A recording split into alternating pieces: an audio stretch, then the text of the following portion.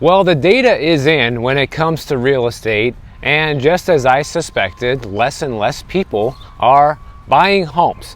And that also comes with the caveat that home prices are still really high, which we're going to get into later in this video. But I want to start off with the fact that right now that pending US home sales have now fallen to an all-time low as of May of 2024, guys. I kind of covered this in a little bit in the video I did with my mom, but I want to get into more details with this because this is a big deal, all right? The fact that home sales continue to go down and prices continue to go up is something that we've never really seen in the US housing market until now. So I'm going to do my best to try to explain what's going on here, which I think I have a pretty obvious answer for. So first, let's look at the data, okay? Pending home sales fell 2.1% in May from the previous month. And pending home sales are just that. They are sales that may close and they may not. So we don't know if these are going to turn into closed sales until the actual closing date comes and the paperwork gets completed and the title company closes the transaction. But there's also a chance that a lot of pending sales might not make it to the closing table and get canceled as well. We see this a lot too. But the fact that the contract signings, which is just people putting in an offer and agreeing to buy a house, okay, like that's just what a pending sale is. You have the buyer made the offer to the seller accepts, maybe there was some counter offers and some negotiations in between, like there usually is, and then they make a deal. That is now a pending sale, and the home is officially off the market. Nobody else can buy it during that time frame. Sure, they can put in a backup offer, things like that, to maybe be second in line to buy it. But now you as the buyer have first dibs, and the seller has a buyer on the hook that's willing to pay your price. That actual situation has fallen to the lowest level since 2001, and that means it's also the lowest on record because that's how long the National Association of Realtors has been keeping track. Before that, we just don't know. But one of the most interesting things about this is, like I've mentioned in previous videos, like if pending home sales are as low as they've been since 2001, hitting a record low, but yet we have more people than ever in the United States, well, how is that possible? It's possible because housing has never been this unaffordable, and whether by choice or by force, people are not buying houses. And it's actually even worse than this, guys, because when we look at the year-over-year figures, not only did the pending home sales fall 2.1% month over month, they also fell 6.6% year over year, meaning that the home sales are almost 7% lower than they were just 1 year ago. How is that a sign that the housing market is healthy right now? It isn't. It's actually in one of the most unhealthiest states that it has ever been in. But because the prices remain high, people interpret it as if things are still great with real estate, which is kind of the danger that I want to talk about in this video. Because one thing that everyone needs to understand is we are still in the midst of the busy selling season, okay? This is supposed to be the busy time of year for real estate when the transaction volume should be through the roof. But yet it's literally at the lowest level ever. You know, Wall Street and all the economists, they keep getting this way wrong. You know, they were expecting pending home sales to fall 0.4% in May when it actually fell 2.1% from the prior month and 6.6% year over year. Once again, way off of what they expected to actually happen. And that's because economists and people who work on Wall Street and politicians are completely out of touch with reality of what's happening on the ground. That's one reason I like doing these road trips. It's one reason I like doing these on the ground videos here in real neighborhoods and real places in America, so people can kind of just see what's really going on. And of course, I can walk through a place like this. I'm still in Belvidere, Illinois here. And in fact, this is gonna be my last video in Illinois. But you guys can see, this is a nice neighborhood close to the courthouse here. Nothing is crazy bad here. You don't see, you know, a lot of blight. This isn't the ghetto. But people here need to work very hard to make their money and are struggling to hang on to it right now. But the thing is, this slow home buying season is causing all sorts of problems, not just with real estate, guys. It's also an economy problem, because when people don't buy houses, they don't buy new furniture, they don't buy new appliances, they don't buy decorations, they don't invest money into making the house their home. Okay, and that's having a far-reaching impact on the economy. Of course, real estate agents are also going broke from this. You're seeing lending companies go out of business. You're seeing mortgage companies offer now 0% down mortgages once again to try to entice people back in before the whole shebang is completely over. And while all of this is going on, you have the actual amount of listing inventory on the housing market up 13% year over year. Man, this person has it right. Look at that. That's who we need running the country. Dogs 2024. Probably do a much better job than the rest of these clowns. That's a funny one. And then, you see houses like this, guys. Like, this house is obviously very old and needs a lot of love right now to fix up. And if somebody had the money, they would probably be doing it. But instead, the house looks like it's caving in on itself, like almost ready to collapse, but yet things are going great. If things were going great, this person could afford to fix their house. But the big surprise and the big thing that everybody keeps asking me on the channel, and also it's just like the biggest question surrounding real estate: how can we have home sales going down and more listings sitting on the market and more inventory than a year ago, but have home prices go up? How is this even possible? And also, we have higher interest rates, which are supposed to bring home prices down. So basically, everything that normally works isn't working. Well, I'm gonna try to explain this to you guys in the simplest way I can, that I think really just describes what's happening right now. Even though all this sounds confusing, it really isn't. The reason why home prices are able to stay at all-time highs in this environment is because you have a select portion of people in this country, and even outside this country, that have a lot of money. We're talking millions, and some of them even billions. And so those people are really well off financially, and they can afford to continue buying houses. And it's not just you don't have to be a millionaire or a billionaire to fit into this category, guys. Like, really, if you're in a household that makes, say, a couple $100,000 a year or more, you're still in this category, because you can still afford to buy a house right now almost anywhere in the country, which is in contrast to the 95% of rest of Americans that cannot afford it. So what this means is that the people who are still in the market to buy a house today, whether it's to live in or for investment, are still able to afford today's prices and rates actually mean nothing if you pay cash. So even though there's far fewer people in the market looking to buy, they're still able to pay today's prices. Can't escape the lawnmower, guys. At least this guy's cutting his own grass. But the thing is, we're asking the wrong question. It's not how is this possible that prices can still be high in this environment. The question is, how much longer can this go on for, and how many buyers are out there that can actually continue to afford these prices? Because think about this. If this situation continues, right, where home prices continue to rise year over year, listings continue to rise year over year, which means inventory, and the amount of home sales continues to go down year over year, what that means is every year you're adding more and more inventory to the market, but yet there's less and less buyers there to soak up the inventory, because the investors have pretty much all bailed from the market by now, because it's almost impossible to turn a profit on a rental property unless you pay cash today. And even if you do pay cash, there's a high chance that your return on investment is going to be lower than just buying a treasury right now or a CD, which is far less risky.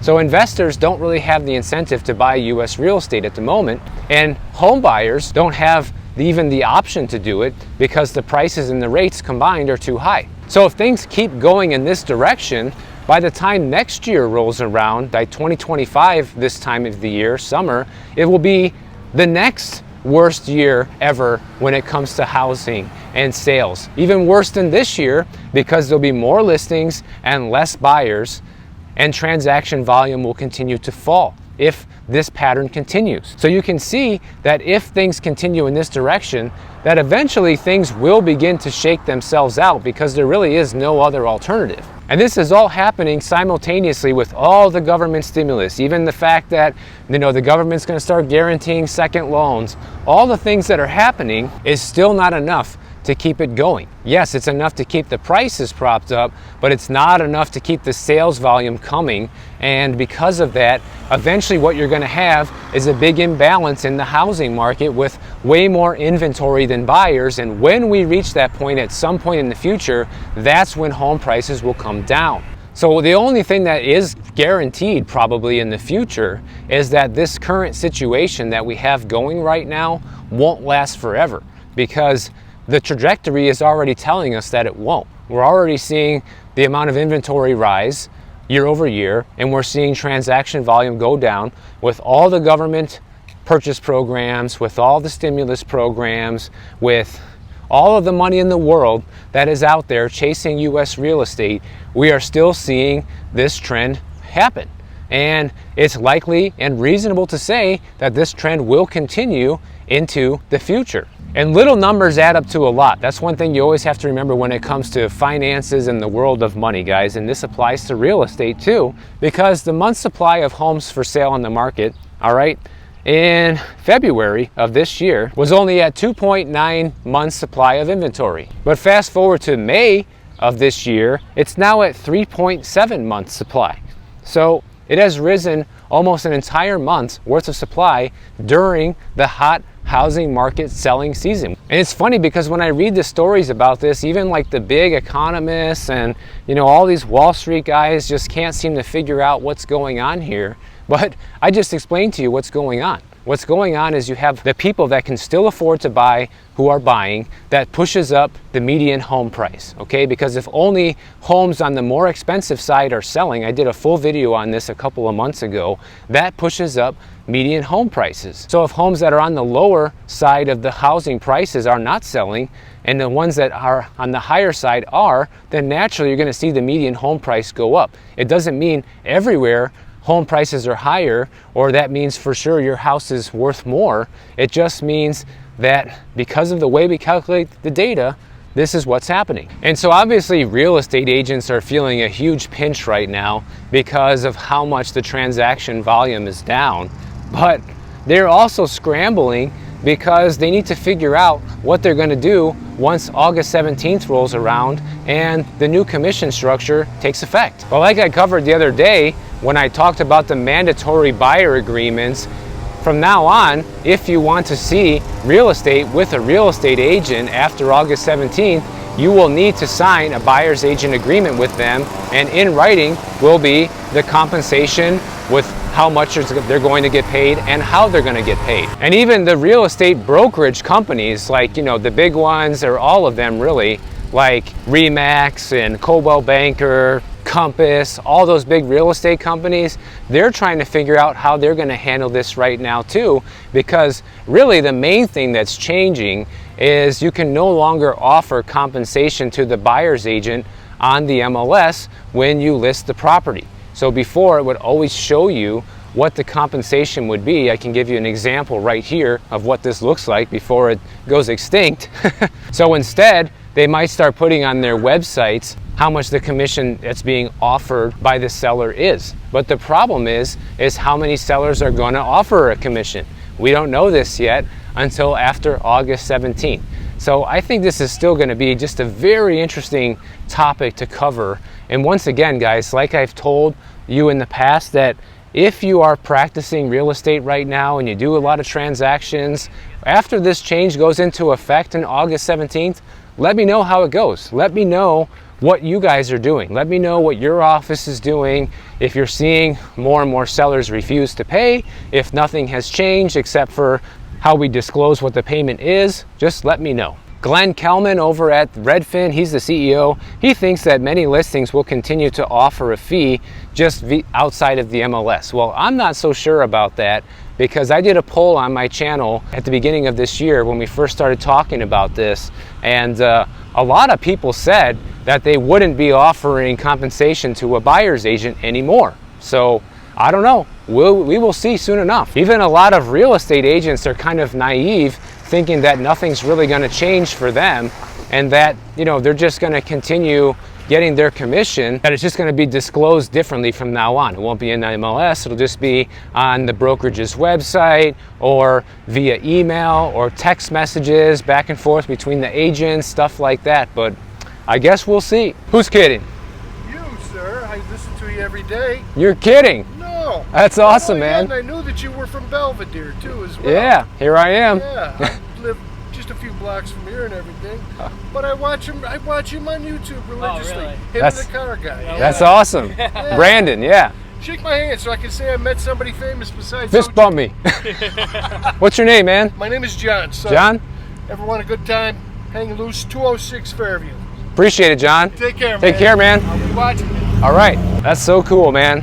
Meeting somebody in my hometown. Shout out to John. Now, one last housing issue I want to cover here, which relates to my next destination, is homelessness. Because on Friday, the Supreme Court just ruled they are handing the power over to all the local governments to decide what they're going to do with camping bans and homeless laws and things like that. They ruled that the federal government does not have jurisdiction over this any longer, which states like California, where I'm headed, have used as an excuse for a long time to say this is why we can't clean up the streets, because unless we have shelter beds for people, we're not allowed to move them and stuff like this, which is what the old ruling held up. But now that's no longer the case. And what this is likely to do is that local governments are going to be taking more aggressive action to remove homeless encampments. Some people are for it, some people are against it, because the people who are against it say, well, that also means they throw away all their personal property, like family heirlooms,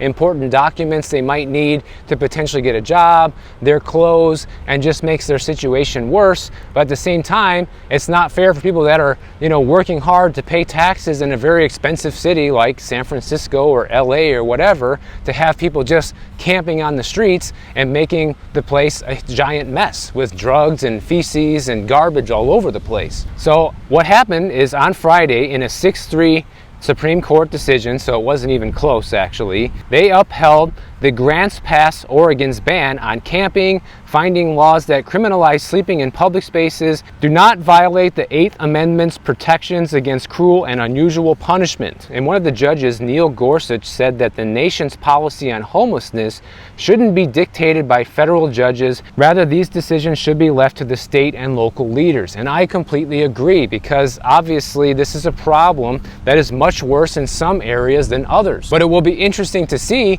if the local cities and governments in California will start using their power to eliminate the homeless encampments, or if they're going to continue feeding into this, because they literally spend billions of dollars per year on the homeless, supposedly, yet they have more homeless people than anywhere. Well, it's no surprise that they have more homeless people, because they give them more money than anywhere else, but they're not helping fix the problem by actually not having them being homeless.